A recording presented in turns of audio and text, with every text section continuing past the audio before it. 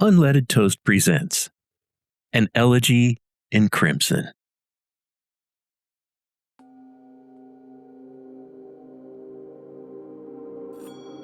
Before we begin, a kindness of sorts. This unholy elegy touches dark things. Violence, betrayal, power twisted until it screams, coercion, obsession, regret. The decay of love, yes, but also the predatory ecstasy of domination. The vampires you'll meet, although they're not brooding romantics, they're apex predators dressed in silk and shadow. And the mortals? Oh, they're sheep, fleeting, often forgotten, unless they amuse. They will kill you. They will seduce you. They will destroy what they love the most. Violence here is not without prejudice. Oh, and it is very rarely gentle. Some episodes will hurt. Some may unearth your own forgotten wounds. Oh, you have permission to pause, to breathe, to walk away. But if you stay knowing the void watches back.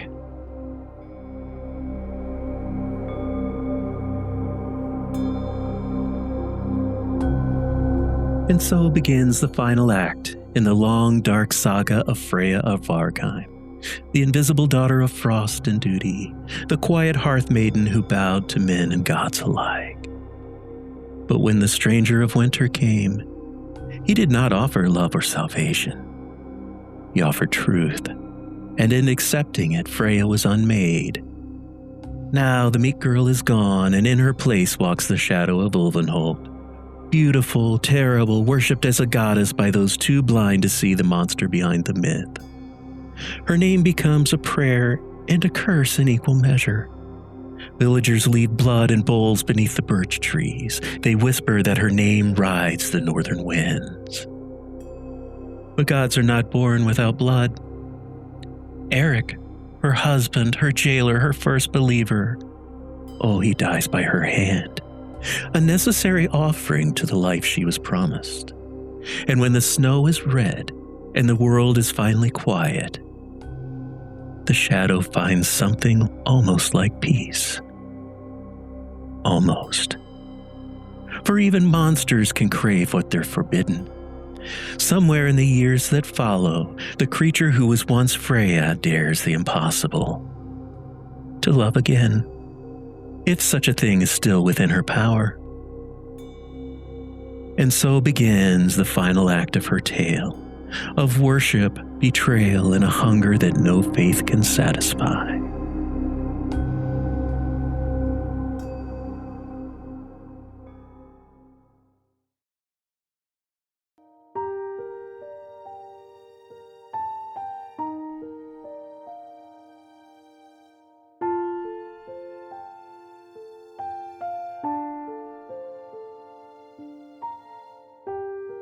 But he didn't have a chance to find out, did he? You killed him. Oh, of course you did. I mean, that's what you do, isn't it? You build your little altar out of tenderness and you kneel before it and then you drown it in blood. Oh, tell us, Freya, how did it happen this time? Was it the hunger that betrayed you, or that festering anger that always claws its way out when someone dares to love you? Did they look like Eric in the dark? Did they say his name before they died? Maybe you told yourself it was mercy again, but we've already established that was a lie. Tell me, Freya, did you cradle them as you drained them, whispering comfort while you ended their life? Tell us what broke first. Your restraint or your heart? Did they see you for what you were at the end of Freya? Did they plead? Did they curse? Did they forgive? Or did you silence them before they could choose? You always kill them at the moment they start to see you, don't you? Oh, it's almost romantic in a pathetic sort of way. Oh, Freya, you don't fall in love, you collect goodbyes. What did you do?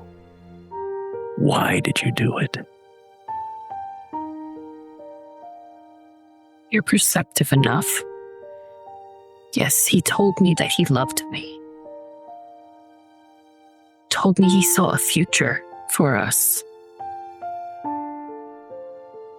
He held me in his arms. Told me that we'd have a family together.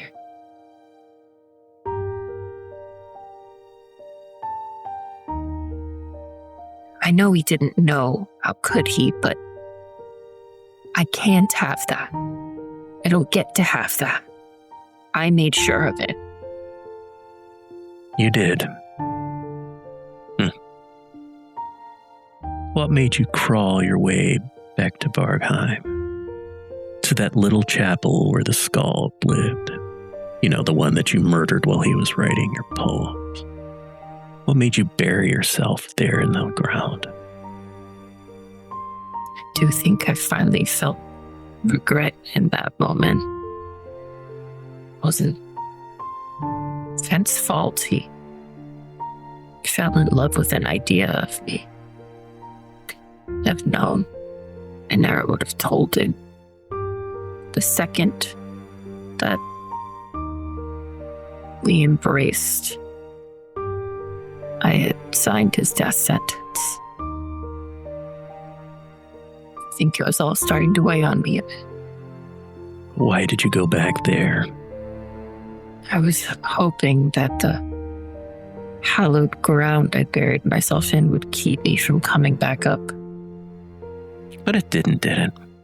I mean, you lived underground for a while. You would crawl out and get into all kinds of trouble, but you always found your way back to that little temple. It's really kind of odd. We're going to jump forward, Freya. Most of your life, I mean, it was boring. We're going to just talk about the exciting parts, the parts that the crowd wants to hear. I'm sorry I'm not as entertaining as you anticipated. Oh, you're more. You are an evil little one. We're going to jump forward. Think the year is 1750. You have made quite a name for yourself in the north. But you know, you build an altar and the dark will furnish the god. The sheep kneel long enough and even mercy learns to bite. Oh, how the mortals love to dig where they shouldn't. In the ruins of a forgotten chapel near what used to be Ulvenhold. They unearth your resting place, bone white, preserved perfect. The villagers whisper of miracles done in the name of the woman in white. The scholars speak of saints, not the Christian scholars. They knew you were an abomination. But one among them, one sees the truth instead of the myth. They call you, oh, get this, you're going to love this. They call you Hela, daughter of Loki, keeper of the dead. Oh, tell us, Freya, how long did you let them worship in ignorance before your eyes opened? And before they realized that you were not some statue, you were some god watching them. Enough to get a good reaction. Oh, that must have been some mass. The parishioners sitting in the nice little chapel, worshiping this little statue that they unearthed. And then you moved. I can almost hear the sheep now tell me, was it as delicious as I think? More. But you didn't kill them. I don't get that part. They gathered in candlelight, wearing veils of mourning lace. Their leader, a trembling priest turned heretic, he reads from your legend as though it were scripture. He offers prayers, breath, and the old signs to you, hoping for visions, blessing, and immortality. Oh, I bet you loved every minute of that, didn't you? Who wouldn't? What did you give them in return, my little goddess of frost and hunger? Did you whisper to them in the night? Did you give them visions? Did you let them see your mercy or your hunger? They thought that my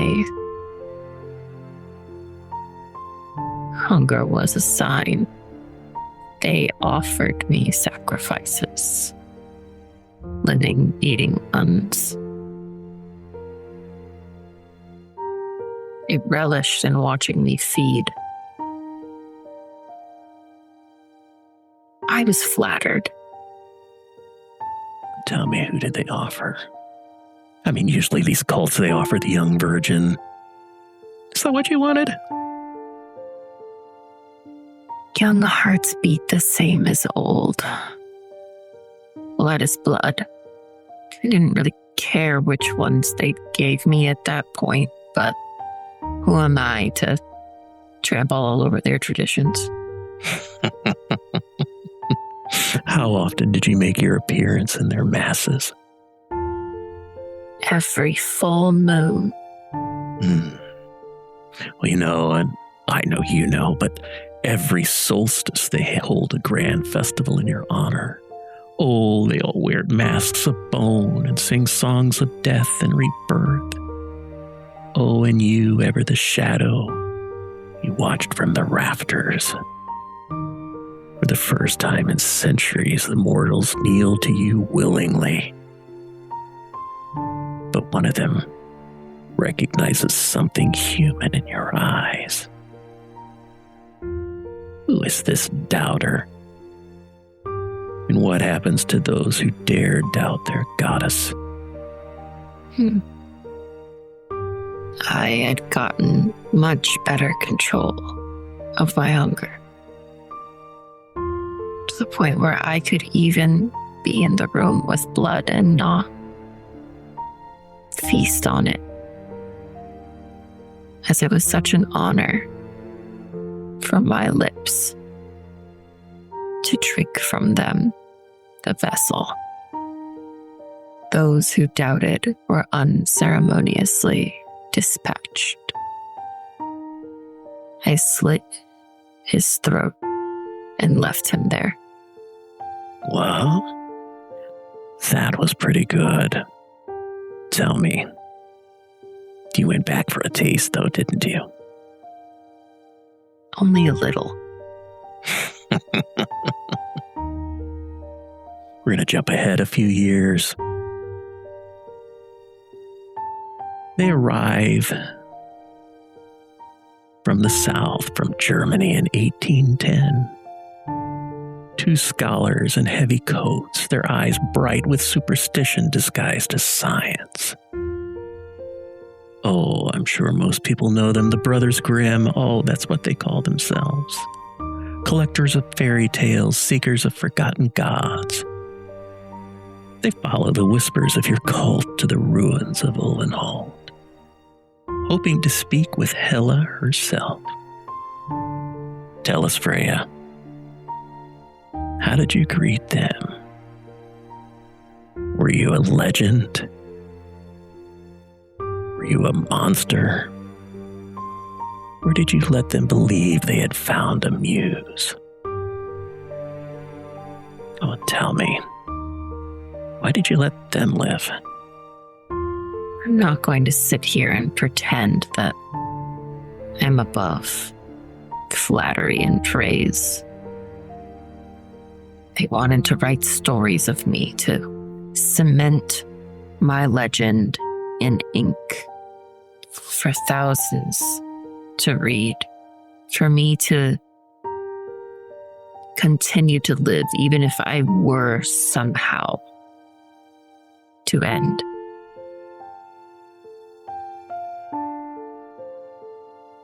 They were charming. I didn't appear to them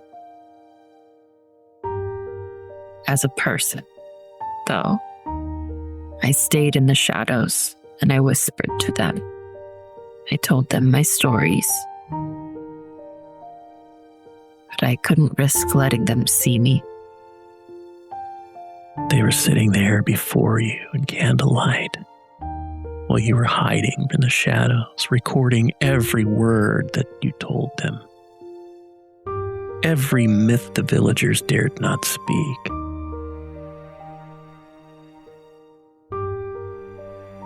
But what did you show them, Freya?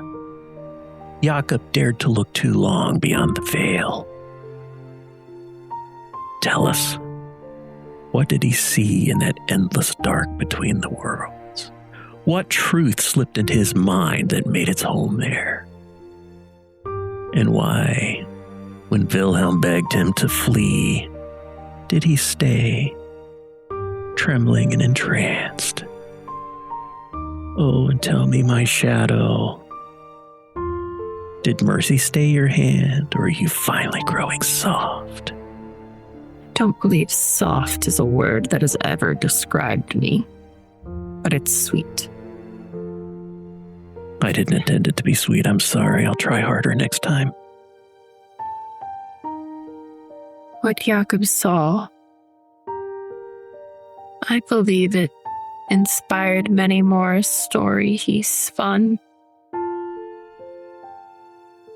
See what's hiding in between worlds where shadows and monsters slip in and out.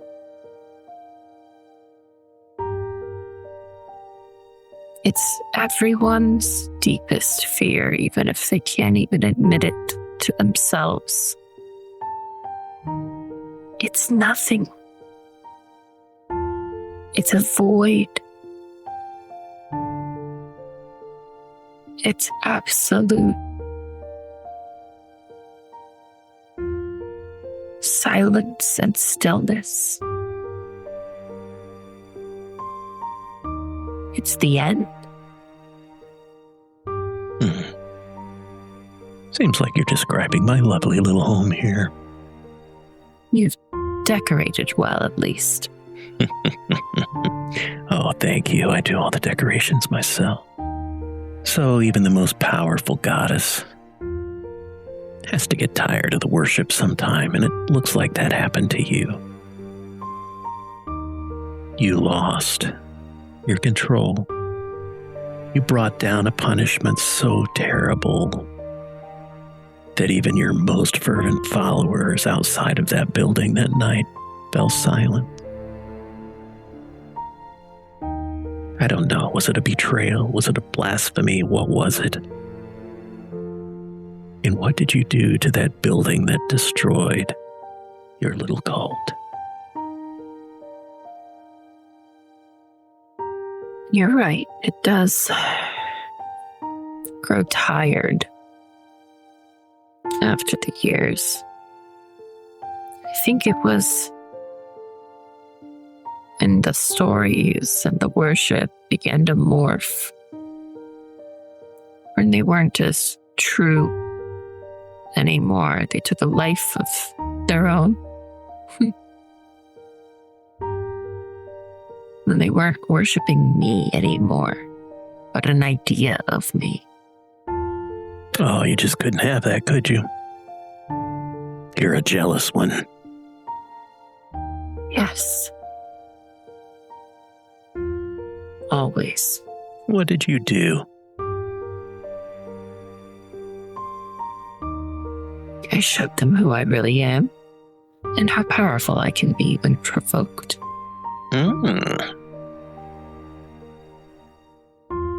So did you feast first, or did you start the fire? Was it an earthquake? What did you do? Come on, tell me. I didn't start the fire. They had torches. Pounced on them during a midnight mass. Torches and candlelight. A glow everywhere in the room. Honestly, it's a safety hazard. The whole place was wooden. Is that another excuse? No. You're smiling. think I'm beginning to like you more than I thought I might. I don't like you, so I know what happens to all the people who like you. They end up somewhere else. So tell me, I don't think those followers have been found yet, have they? Some archaeologist is going to find them in the future, or are they going to be surprised? Likely. You left quite a mess. Well, the ashes of the chapel probably preserved them well. They may have to count up all of the bones to try to piece together how many people there were, though. Oh, your vengeance is something. So Freya, you wandered around for centuries up north, causing all kinds of legends. But then there was that one day. That one time. You were living back in your cave. Oh, and there she was. Oh, she was just a little scrap of life. She was shivering at the cave entrance. It's an orphan no older than Leaf. Eyes wide, hands raw, cold and hungry, too desperate to know fear. Oh, you could have turned her away. Could have let that night take her as it takes all things that wander too close to your silence. But you didn't, did you? You let her stay. You gave her food. Why? Do you want to hear that I was feeling merciful? No, because I don't believe it. What if I told you it felt like a second chance? I wonder if Leaf would believe that you deserve a second chance. Would he? No, Isn't he here as well? he is, and I don't think I'm going to let you talk to him. So what did you do? I mean, did you raise her? You don't age, but they do. Yes, well, that's sort of out of my control. Were you able to hide your true nature from her? The thing about children is they are quite inquisitive. Oh, they sure are.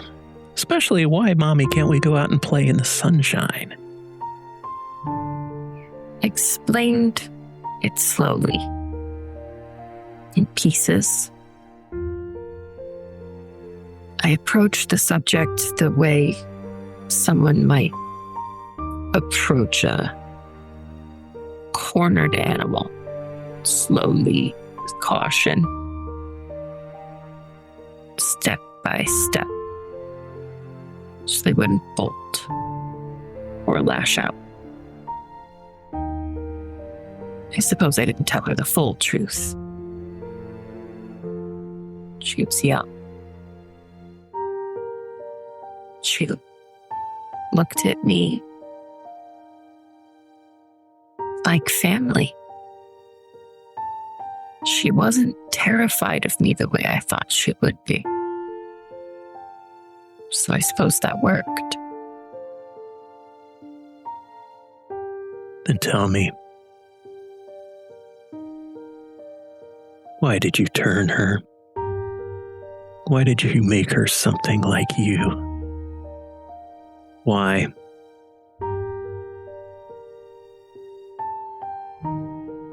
She would beg me to turn her. Month after month. Please, please, Mother. I want to stay with you forever. Thought I was being kind by allowing her to stay human, to live, to grow. Then she turned 15.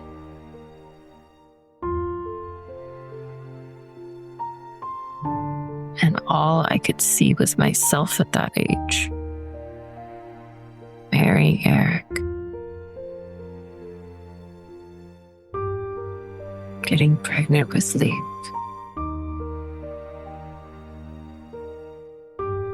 It's like I wanted to stop time for her. And then I realized I could. So I did. And so the new shadow of Olenhold was born. She left you, didn't she? Everyone leaves eventually. Tell me, why did you go back to the temple? Why did you bury yourself under that altar one more time?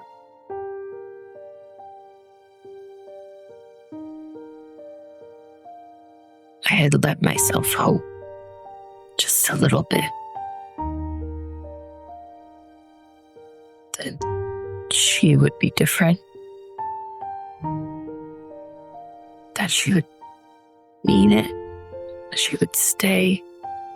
That I would have someone who understood me by my side. And I'm not meant to have anyone by my side. Creatures like you rarely are. So I might as well make my bed with corpses and bones. So you crawled in there. Winter came. You froze. Oh, you were such a beautiful little statue. But you had a dream. Oh, mother of nothing, even your dreams seek vengeance now. A child comes to you in your sleep. Barefoot, hair pale as new frost, her eyes a mirror of Eric's grief and of your ruin. She doesn't flinch from you, she knows you. She calls herself what the world was denied, the daughter you never bore, the echo of a life swallowed by your hunger. She sits beside you beneath a sky split between dawn and dusk. She speaks into your dreams as if you're still her mother, as though your hands were ever gentle, but we know they weren't. Oh, what does she tell you, O mother of blood? Does she speak of what might have been? Or does she tell you what's beyond this endless night? Do you try to comfort her? Or do you let her see what comfort costs when it comes from a monster?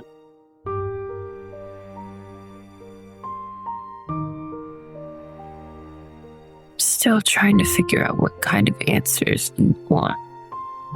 I don't want any answers. I want the truth. Your unborn child came to visit you. That's gotta leave a mark. What did she say to you, Freya?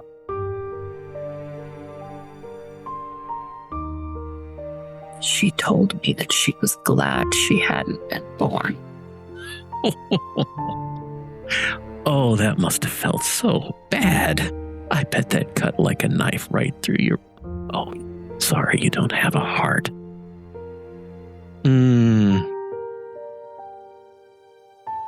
Did she say it with your attitude? I bet she did. Isn't that a mother's curse? Her daughter to be exactly the kind of trouble she was? Yes. Yes. So even your unborn daughter was glad that she wasn't born and had you as a mother. Oh, one last story, my dear. You stayed in that cave. You froze in the block of ice.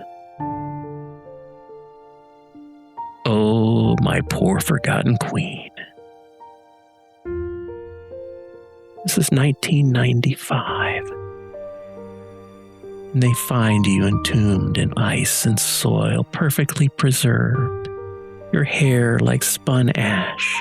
Your lips as pale as wax. Oh, they think you're art, a curiosity. They lift you into glass.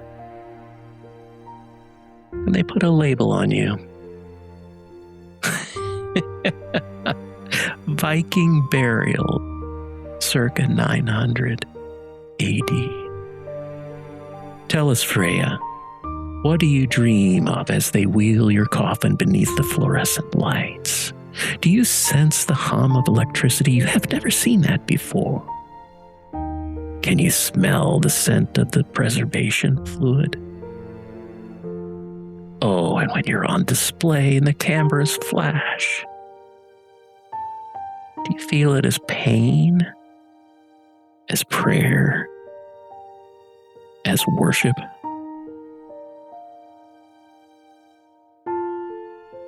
Did feel like a dream. In and out of consciousness, seemingly. A heaviness. Like when your limbs fall asleep. Couldn't move. Couldn't open my eyes.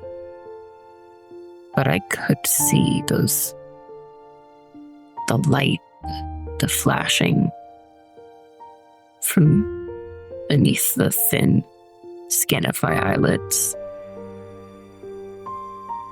It took a while to understand what that was. I'd never seen a camera. Didn't know that the flashing meant that they were preserving my image. But once again, there I was behind glass in a prison. You're in a museum. All around you there were mummies and things. You don't know about them, but that's okay. They were other dead things like you. You were an exhibit. You made the museum a lot of money. Everyone wanted to see the Viking woman. Oh, you were so well preserved. Children, they pressed their faces against the glass. Oh, it was a middle school trip that day. 20 little souls buzzing all around with sugar and boredom dragged through the echoes of history. One of them lingers. She doesn't laugh or whisper. She just stares. Her breath fogs the glass right above your heart, and for the first time in centuries, something in you stirs as you open your eyes to meet her gaze. And then the girl smiles as if she's been waiting for you to wake. Tell us, Freya, what stirs first beneath the glass? Hunger? Humiliation? What spark passes between you, the sleeping relic, and that living human child? She looked exactly like that unborn daughter that visited me in a dream. Right down to those blue eyes, that same ocean blue mine once were. How did that make you feel? Satisfied. She hadn't wanted to be born, and yet here she was.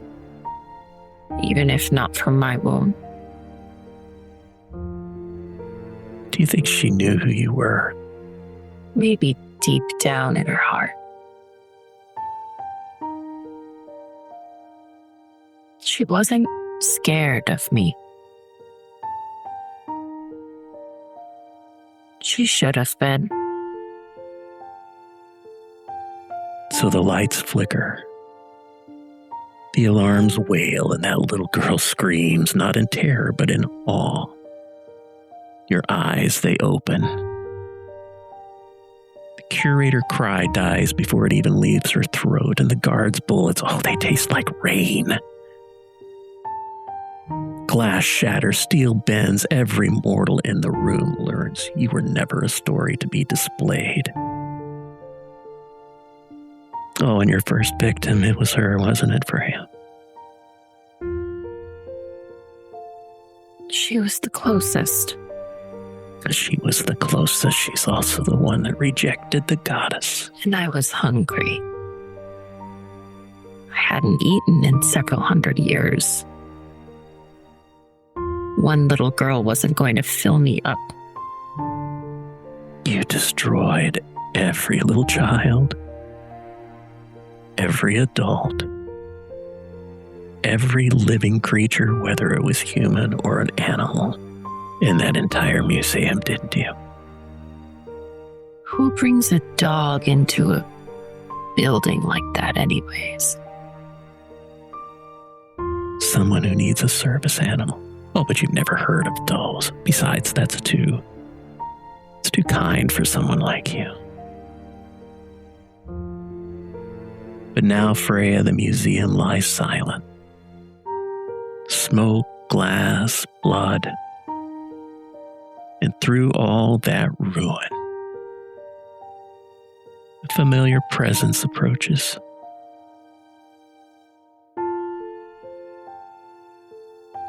Who was it, Mother of Blood?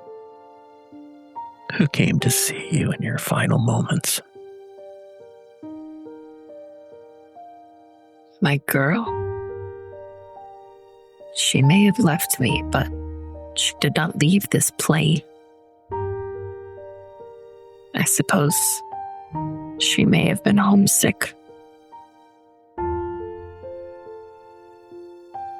The facilitator glides to center stage, their silhouette slicing through the pale glow that bleeds beyond the void. The murmuring audience falls silent. The hush descends like crushed velvet over a coffin. They extend one gloved hand toward the hovering tome. Its leather surface trembles as though it remembers every scream it has swallowed. The bone-white quill, it quivers, eager for a confession. One last ember, my darling Freya. Oh, tell me, mother of none, how did you die? My girl.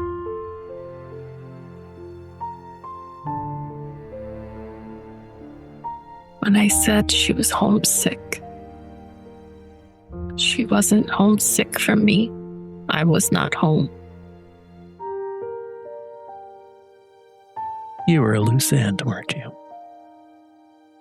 You know, in that moment, she slid that stake piece of wood from the chapel, carved and whittled down, right into my unbeating heart. I smiled. I had made her just like me.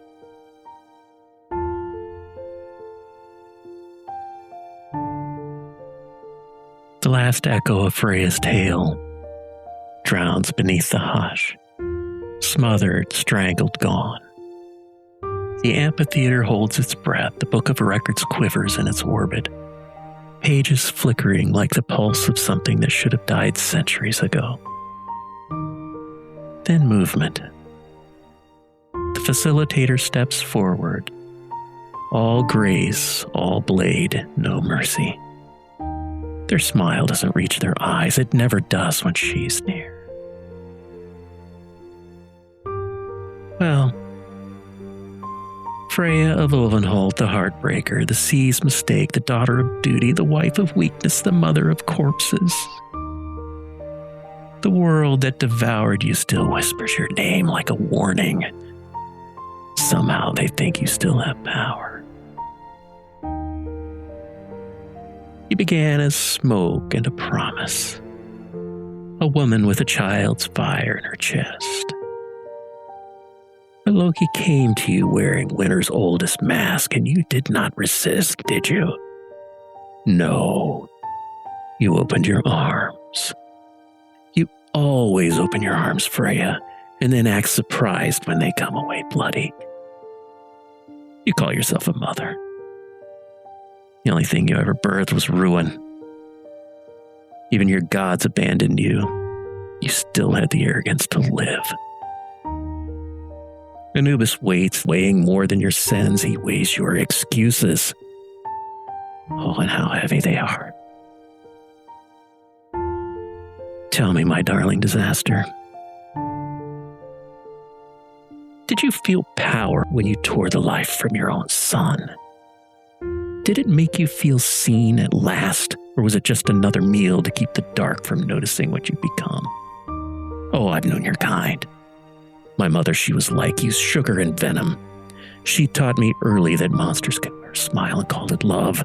You taught the same lessons 1,000 times over.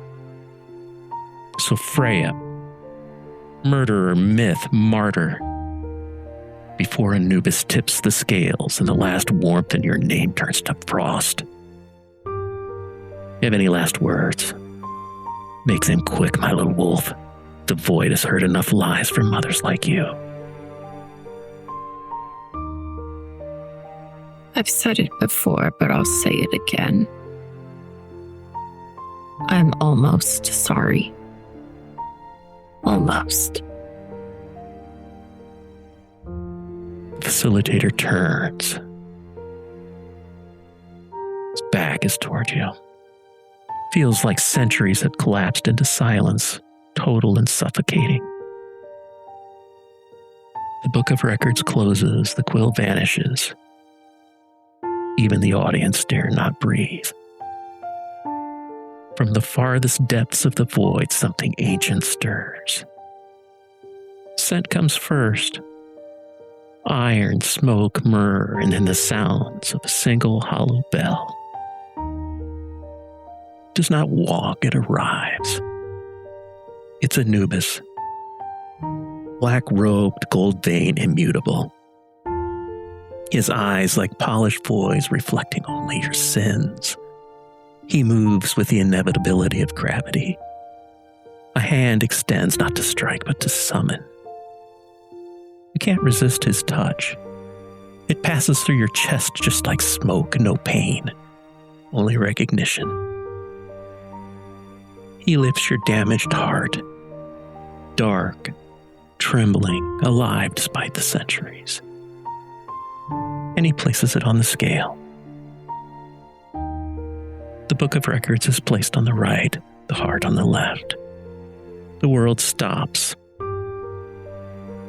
Weight shifts. To the heart, to the book, to the heart again, trembling, indecisive. The scales can't decide. The void holds its breath. Then silk slices through the stillness, venom dressed in velvet. The facilitator steps forward, smiling that impossibly cruel smile. Oh, mother of blood, look at you. The great terror of Ulvenhold reduced to a smudge on the edge of eternity. Even the scales can't decide if you're worth judging. You're not divine. You're not damned, you're just left over. A relic that forgot to rot. They glide closer, garments flickering between the priest and a predator, their voice dripping with disdain. Do you think eternity was really impressed by you? You're a half-remembered myth gnawing on your own legend, a beast pretending to be a god because it's too afraid to die. From their sleeve, the facilitator draws a single die. Bone white, faceted, carved with living sigils that pulse like veins beneath the skin. He turns to face you. Well, since the scales can't stomach you, let's try something more entertaining. They let the die hover between you, the air vibrating with contempt. You have a choice to make. Accept my judgment, or roll the bones, my lovely disappointment. Let chaos decide if the shadow of Ulvenholt deserves oblivion, or just more time to embarrass herself. The die hovers between the facilitator and Freya, waiting for a decision. Freya reaches out. She brings the die into her hand. And then she crushes it.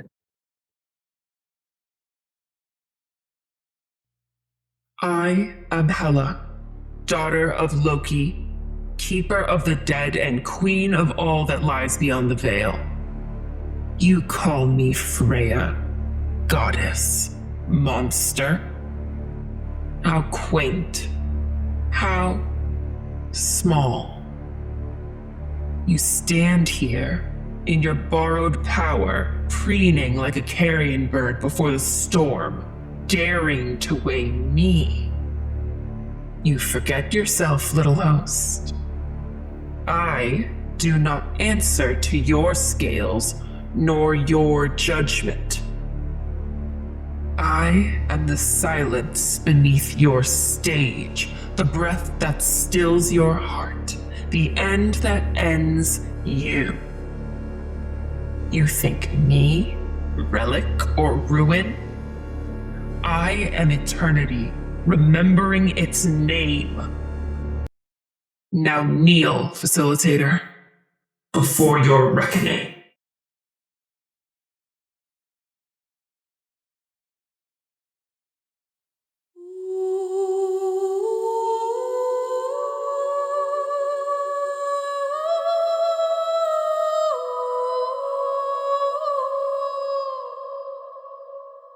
Freya, the Shadow of Ulvenholt, has been brought to unlife by Ali Bogue, an unapologetic gamer, a hobby baker, and a devoted servant to an extremely judgmental cat. You can often find her haunting the third floor wars, embodying something suitably unsettling. Follow her mischief and mayhem on Instagram at alib.x. The link can be found below. As always, thank you for stepping into the void with us. If this tale left you breathless, leave a review, whisper it to a friend, or just simply sit in the hush.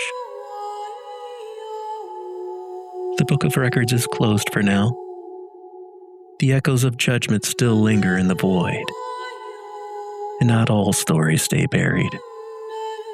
Join us when the curtain rises once more on an Elegy in Crimson Season 2, where even the gods must answer for what comes next.